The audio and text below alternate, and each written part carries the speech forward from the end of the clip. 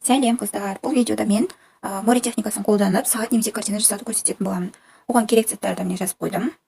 Ең алдымен осылай основамыздың артын, яғни артқы жағын армированный скотч или бумажный скотчпен скотчтап аламыз. Осылай шешетін. Себебі жаңағы смола, артық смола жағылып қалмау үшін. Обычный скотч жарамайды деп ойлаймын, себебі ол қатты жабыспайды. Одан кейін одан смола өтіп кетеді. Сондықтан осындай бумажный скотч болған жақсы. Осылай жабыстырып аламыз.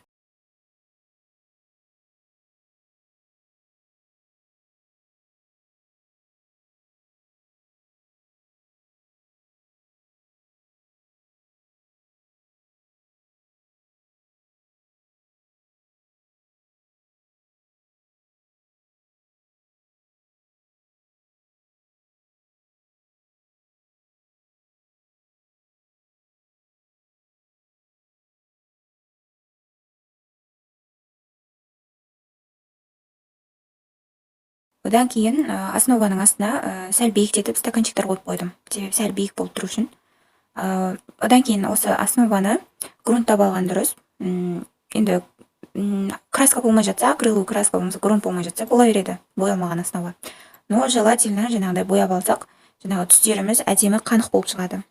Мен осылай жартысына дейін боядым. Астыңғы жағында песок болатын болғасын, ол жақты боямадым. Осылай бояп аламын. Одан кейін мен осы 40 сантиметрлік основаға 120 грамм эпоксидкамен 60 грамм отвертитель қосамын.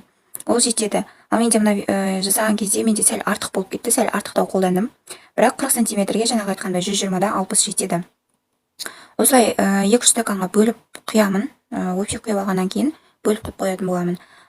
Екеуін жақсылап 5 минуттай араластырамыз. Бір-біріне жақсы сіңу үшін, жақсылап араластыру үшін астынан жоғарыға қарай араластырамыз. Себебі астында эпоксидка, бетінде отвертитель қалып қойды. Сол үшін екеуі бірігіп тұру үшін астынан жоғарыға қарай, жоғарыдан астыға қарай араластыратын боламыз. Жақсылап араластырып болғаннан кейін 2-3 стаканға бөліп құямын. Мен бүгін екі красительді қолданатын боламын, яғни ашық көк және де океанический дейді. Сол екі цветті қолданамын. Одан кейін пенка қолданамын толқын жасау үшін. Пенка для волн арнайы сондай порошок болады, толқын жасайтын. Соны және де песок қолданатын боламын. Яғни 4 стаканчик керек болады. Біреуіне пенка, жаңағы айтқандай, одан кейін песок, одан кейін екі цветті қолданамын. Сосын осы бастапқыда құйған смоладан мен сәл алып қоямын. Сол ыдыста қалдыратын боламын, себебі ең соңында керек болып қалса осыдан қосып отыру үшін.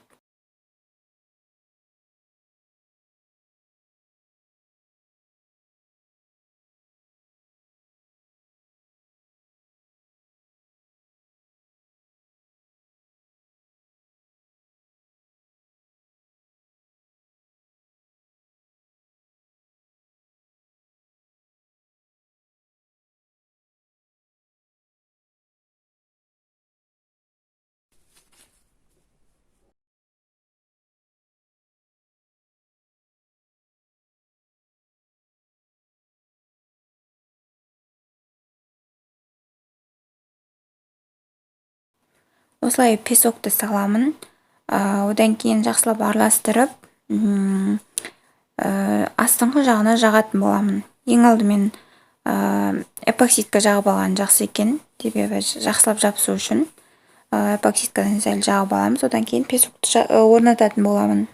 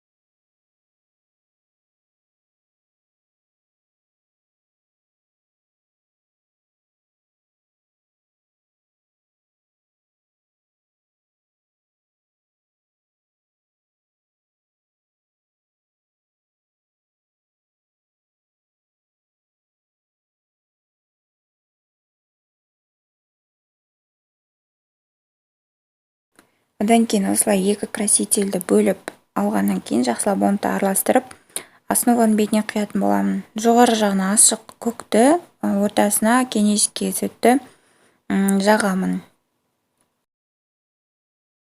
Егер де резин артқа қатысты сұрақтарыңыз болса, комментарийге жаза отырыңыздар. Міндетті түрде жауап беретін боламын. Одан кейін резин артқа қандай материалдар қажет, қандай эпоксидка алған дұрыс, сол сұрақтар мазалап жатса, мен ең алғашқы видеом бар, осы резин арт материалдары деген, соны көре кетсеңіздер болады.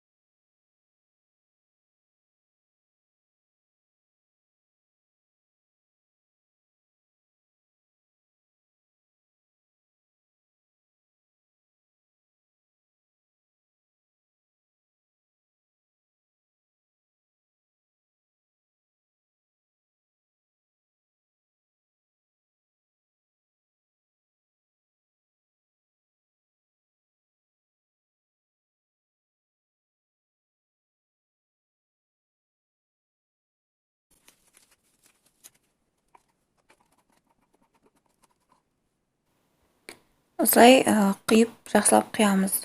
Ортасына неге палочка тығып қойды деген сұрақ болған шығар сіздерде. Бұл ортасында сағат механизмді орнату үшін ортасы сондай тесік болады. Сол ортасына жағылып қатып қалмау үшін осындай ағаш немесе қағазды шиыршықтап борап солайынан салып қойсаңыздар болады. Бірақ бұл жұмысты жасап болғаннан кейін сол ағаш немесе қағазды алып тастайсыздар, себебі ол қатып қалады әйтпесе. Осылай бәрін құйып болғаннан кейін осы тасты, моқтарды және камушка, ракушкалар болса, сондай заттарымызды сәндеп әдемілеп қоямыз. Моқ дегеніміз ол стабилизированный болады, арнайы осындай заттар жасау үшін. Ол солып қалмайды, өзі сондай арнайы жасалған моқ. Одан кейін осындай тастар, ракушкалар қойдым.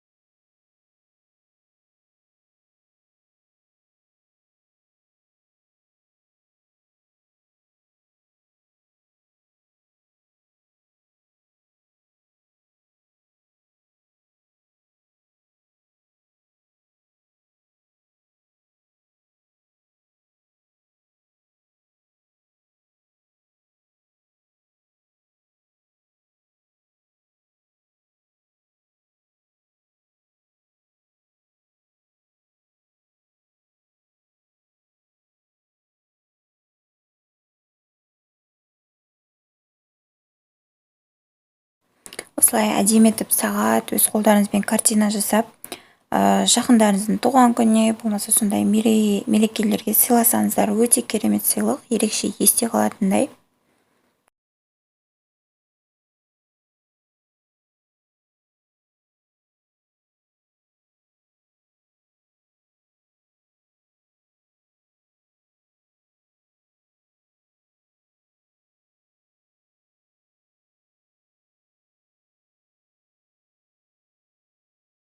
Осы тастарды қойып болғаннан кейін мен бағана айтқандай пенканы жағамын.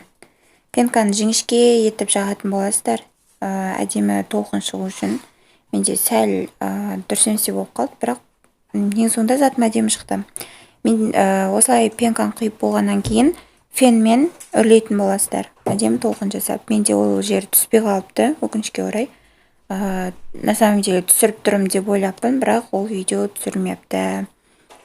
Осылай фенмен итеріп болғаннан кейін, яғни толқын жасап болғаннан кейін бетін жауып бір күндей уақытқа қалдырасыздар, сонда жақсылап қататын болады. Болғаннан кейін жаңағы механизм цифраларды орнатамыз. Міне сағатымыз дайын болып шығады. Сағат емес, картина ретінде қалдыратын болсаңыздар да болады.